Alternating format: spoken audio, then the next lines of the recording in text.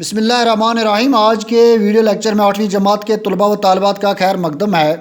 مضمون اردو ہے، عنوان جابر بن حیان، اور آج کا ٹاپک بھی یہی ہے۔ پیارے بچوں، پچھلا ویڈیو لیکچر آپ کو یاد ہوگا، میں نے آپ لوگوں سے کہا تھا کہ جابر بن حیان ایک عظیم اور ایک ذہین سائنسدان تھے۔ انہوں نے عرق کشید کرنے والا آلہ ایجاد کیا، اور عرق کشید سے مراد عرق نکالنے والا اوزار ہے۔ یہ وہی آلہ ہے جسے ہم ریٹارٹ کے نام سے جانتے ہیں۔ آگے بڑھتے ہیں۔ جابر ہی نے معدنی تیزاب ایجاد کیا۔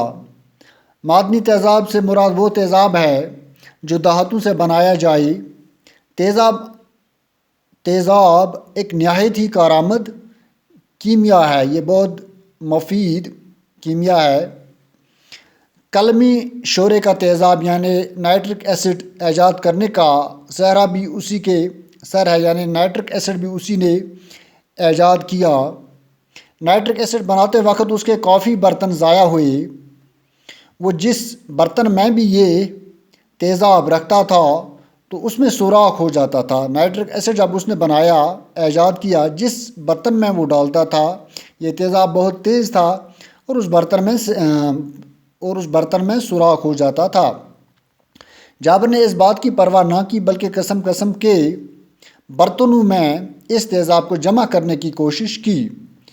جابر نے پرواہ نہ کی، جس برتن کو سوراخ ہوتا تھا وہ دوسرا برتن استعمال کرتا تھا۔ اس کوشش میں اس کے تمام برتنوں میں سوراخ ہوئی۔ اس کے پاس چاندی کی کٹوری تھی، اس نے تیزاب کو اس کٹوری میں جمع کرنا چاہا تو اس میں بھی سوراخ ہو گیا۔ جو ہی اس نے چاندی کی کٹوری میں یہ تیزاب نائٹرک ایسڈ ڈالا تو یہ اتنا تیز تھا چاندی کے برتن کو بھی سوراخ ہو گیا۔ اب اس کے پاس سونے کا ایک برتن بچا تھا، اس نے اسے بھی آزمایا۔ اب سونے کے برتن میں اس نے یہ ایسڈ ڈالا، سونے کے اس برتن پر تیزاب کا کوئی اثر نہ ہوا۔ اس کے پاس شیشے کا بھی ایک برتن تھا، اس پر بھی اس نے یہ تجربہ کیا، یہ بھی اس تیزاب کے اثر سے محفوظ رہا۔ یعنی سونے اور شیشے کے برتن میں جب اس نے یہ تیزاب ڈالا تو ان دونوں برتنوں پر کوئی اثر نہیں ہوا، انہیں سوراخ نہیں ہوا۔ چنانچہ اپنے تجربات کا ذکر کرتے ہوئے جابر لکھتا ہے، قلمی شورے کا تیزاب اتنا تیز تھا کہ کوئی برتن بچ نہ سکا۔ یعنی یہ بہت تیز قسم کا تیزاب تھا، جس برتن میں وہ ڈالتا تھا اسے سوراخ ہو جاتا تھا۔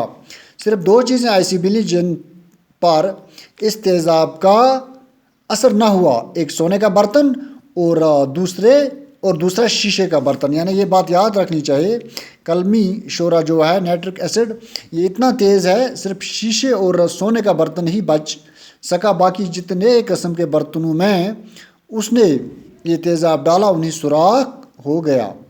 اس عظیم سائنسدان نے کئی قسم کے تیزاب ایجاد کیے۔ اس کے علاوہ بھی اس نے کئی قسم کے تیزاب، کئی قسم کے ایسڈز ایجاد کیے۔ اس نے سونا پگھلانے والا تیزاب بھی ایجاد کیا، یعنی وہ تیزاب بھی ایجاد کیا جس سے سونا پگھلایا جاتا ہے۔ مختلف قسم کے تیزاب تیار کرتے کرتے اس کی آنکھیں خراب ہو گئی، اس کی آنکھیں بھی خراب ہو گئی، لیکن اس نے محنت کرنا، جستجو کرنا، ریسرچ کرنا نہیں چھوڑا۔ اس طرح کے تیزاب بناتے بناتے اس کی انگلیاں تک جل گئی، نہ صرف آنکھیں بلکہ انگلیاں بھی جل گئیں اس کی، لیکن اس نے تحقیق کا کام نہیں چھوڑا۔ پیارے بچوں، اس میں یہ سبق ہمیں ملتا ہے کہ انسان کوشش کرتا رہے، انسان جستجو جاری رکھے، انسان انتھک محنت کرتا رہے اور نتیجہ اللہ پر رکھنا چاہے، انسان ایک دن ضرور اپنی منزل پا کر رہتا ہے۔